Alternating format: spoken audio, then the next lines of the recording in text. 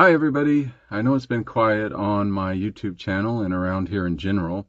If you followed me for a while, you may have noticed that I've not been showing up the way I used to, and definitely not as frequently as I used to. So I just thought it would be a good time to take a moment before I head to Ireland to study safe spaces and simply stay here where I've been and where I am now going and the future I'm looking forward to. For the past couple of years, I've been doing some of the hardest caretaking work of my life with my father, who I loved so much and still love. And that kind of work really changes you and makes you look deep inside. It strips things down and makes you see what's truly important.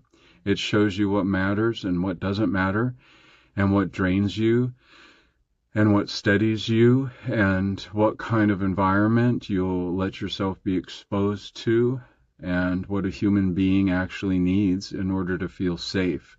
And it isn't what we have been told or what we think. And that's come to the center of my work now.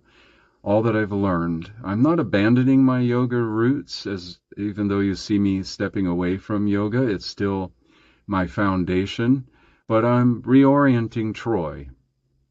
I'm taking everything I've learned from teaching yoga, movement, breath, meditation, teacher trainings, all my emphasis on safety and nervous system awareness, and I'm widening my lens and moving more towards design, because what I learned through caretaking is this: safety is not just how you move your body.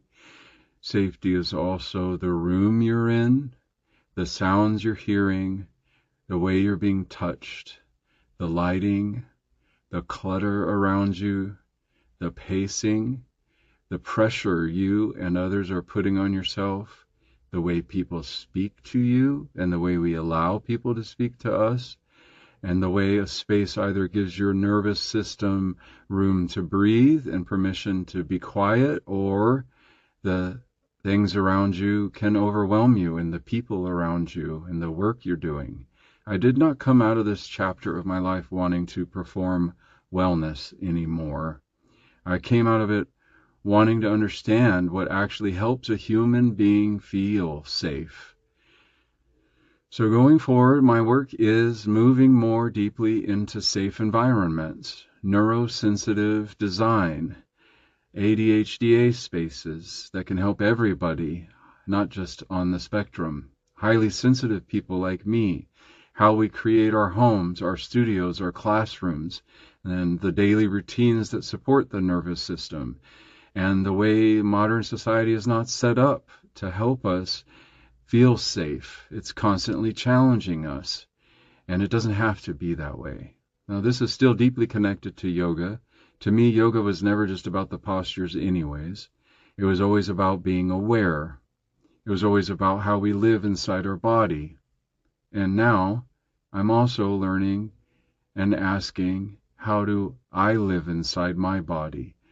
How do I live inside the spaces I'm in? How do I design an environment and a life that does not keep exhausting me and putting unrealistic demands on us? And how do we stop blaming ourselves for being overwhelmed and start noticing the environments that we're in and that we're surrounding ourselves with, and the people that we allow around us? And I'm also preparing to travel to Ireland soon, as I mentioned, and part of that journey is going to be personal, a reset button for me on the Emerald Isle, but part of it's also going to be studying. I want to observe ancient spaces, sacred spaces, monastic spaces, stone spaces, quiet areas. And I want to notice what they teach us about stillness, shelter, beauty, safety, and how it affects the human nervous system. And then I want to bring those observations back here and share them with you in a practical way that we can use in our everyday lives, not just as theory, not as another wellness trend, even though this is becoming more and more trendy in design and architecture. but as real tools for real people who are tired, sensitive, overstimulated, grieving, rebuilding, rebounding, teaching, caregiving, or just trying to feel at home in our lives. So if you're still here on my channel or listening or watching anything that I'm putting out, I want to say thank you. And if you're returning, welcome back. The channel might start to look a little different as I learn more about designing neurological sensitive spaces, but the heart is going to be the same. And I want to thank you for being with me as I transition and grow and change and watch my transformation. And if you want a simple place to begin, I created a free safety checklist that you can download from the link in the description below. Thank you for liking and subscribing to my channel and all of that. But I want you to use this to look at your own environment, your own movements, your own habits, and start noticing, where am I getting overstimulated? Who are the people that are draining me? And why am I exposing myself to situations that are unhealthy? And that's where this new chapter begins.